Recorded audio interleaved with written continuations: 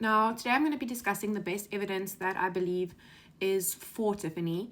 And Tiffany Meek is innocent until proven guilty in a court of law. And these are just allegations against her. And if you haven't watched my other video, the evidence against her, watch them both before making up your opinion. And let me know your opinion. But let's do it respectfully, right? We are South Africans. It is our right to watch court proceedings and discuss them. And we can have differing opinions and we can be respectful about it. So leave the personal attacks at home, guys. We are here to discuss this case, and we all want the same thing, which is justice for Jayden. Now, police on the 14th of May had already zeroed in on one suspect alone, and that was Tiffany.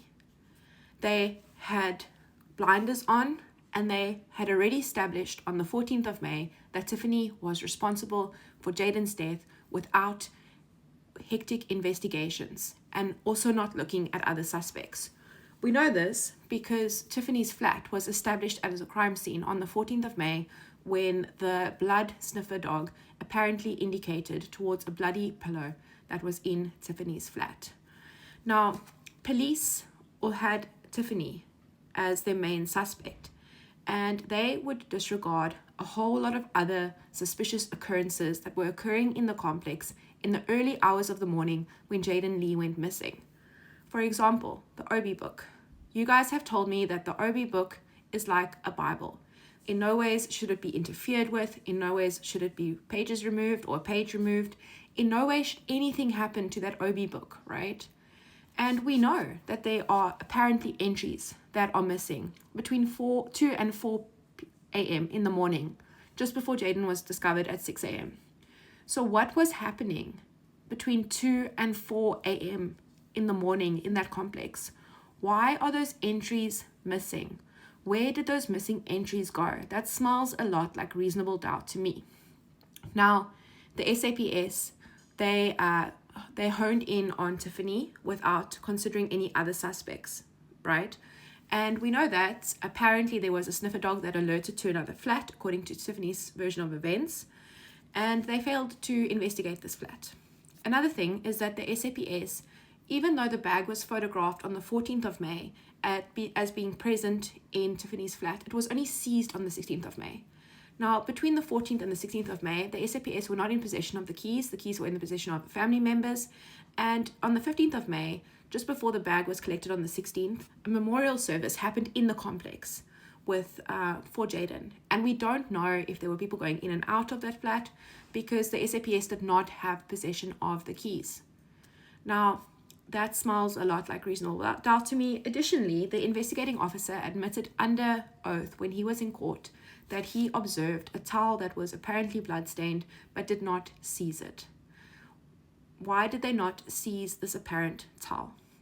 This sounds a lot like an investigation that they had already determined a suspect and they were just collecting evidence to prove that Tiffany did it instead of investigating all other leads that were occurring. So, for example, we are also going to be talking about Tiffany herself. Tiffany is the one who reported Jayden missing. She is the one who by 4 o'clock, she knew her child was not home. Then by 7 o'clock, she was at the police station, riling the police up, riling the community up in order to search for her child. Why would she do this if she was responsible for her child's death? Additionally, why would she bring police back to the complex in aid in Jayden's search, right? Why would she do that? Because it would take a lot of gall, in my own personal opinion, for Jayden to be dead in the flat, if that is the police theory, and for Tiffany to bring 6 police officers back to the complex with her. Now, we know that one of those 6 police officers just had to have a reasonable suspicion that something was not correct, and they could have lawfully searched Tiffany's flat without a police warrant. But they didn't. Not one of those 6 police officers searched Tiffany's flat because they believed the mother at that point. The school clothes that Jayden-Lee went missing in have never been recovered.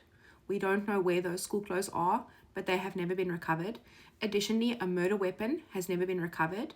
And thirdly, the pathologist did not determine time of death. Not determining time of death is important because time of death could have given us a time frame of when Jayden was killed, right? And that would be able to fit into the timeline. So the fact that time of death was never determined is another indication that the SAPS overall did not do a thorough investigation. And in fact, Tiffany is the one who roused the community up. Tiffany is the one who marched with her community on the Saturday after Jayden was found to hand over that memorandum to the police saying that we need justice for the child, we need more policing, we need a police station in Vleerhof. And from all accounts, Tiffany was a very good mother. The pictures I personally have seen of Jayden, he looks well fed, he looks happy, they look happy together in the pictures. And yeah, we don't know what happens behind closed doors, right? But Tiffany is the one who kept the media pressure on this case because she wanted justice for her child. And the fact that the SAPS failed to look at other suspects makes me think that perhaps they zeroed in on her from day one. And in fact, just collected evidence that would support that she is the perpetrator. Other things to note is that Tiffany is working. She is employed. She is not an adult worker. She is an office administrative assistant, and she works from home. And Tiffany is a taxpayer, so that means she contributes towards the government of South Africa. She contributes towards the country, and this is important because we don't know if she's going to be able to continue to work behind bars. Tiffany is a model citizen. She does not have any past criminal convictions. She's got a clean criminal record. And as she stands, she's innocent until guilty, right? She's innocent until proven guilty in a court of law. So as she stands in her bail application, she is still a model citizen. She does not have a passport. So that means fleeing the country is probably unlikely. And she has 2 addresses where people have agreed for her to stay, one in the area and one outside the area. She could perhaps go to KZN where she won't be in contact with any of the witnesses and thus won't be able to interfere with any of the witnesses. Now, that's probably my best theory of what I think is a good possible defense for Tiffany. I'm not a legal expert, but like I said to you guys, I've been watching these trials for like 20 years now. So I know a lot about the justice system and also what resonates with people, I think. And the reason that we are here is because Jayden was brutally killed by someone. And it's not justice if the wrong person gets convicted. It's not justice if the police didn't do a good enough job. Like I said, I've made a video also for the evidence against her. So watch them both before making up your mind. I don't know where I'm at the moment. Personally, I don't know where I'm at. I'm still trying to reconcile all these things in my own head.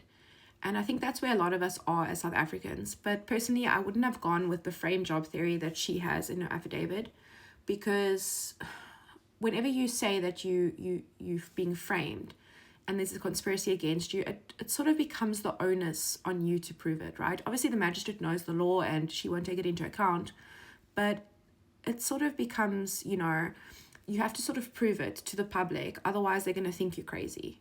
And that's currently what's happening at the moment. Everyone is like, why would Tiffany be framed? Who would want to frame her? Why would these 16 people work together to frame her? So that's just my take. If you like what I do, give me a like and a follow. And I go live at 7 p.m. every night and I talk about these things with you and I answer all your questions.